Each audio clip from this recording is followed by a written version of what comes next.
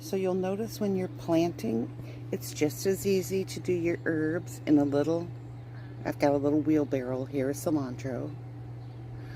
Or you can also do them in a hanging basket. Just get this from the dollar store. That's some arugula. It's just starting to bolt.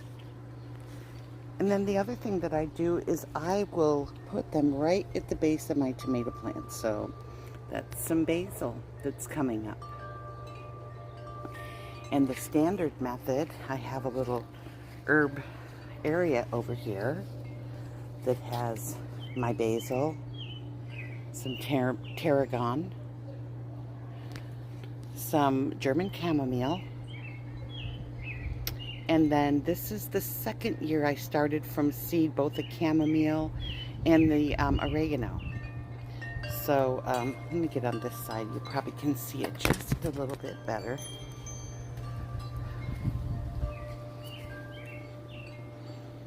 And it's growing right next. I had some strawberries move over, and so I have to just let them do their thing.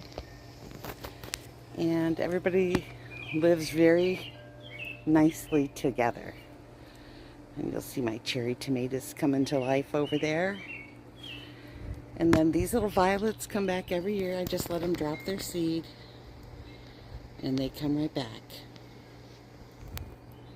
So we'll talk some more about this, and welcome to my channel. Bye-bye.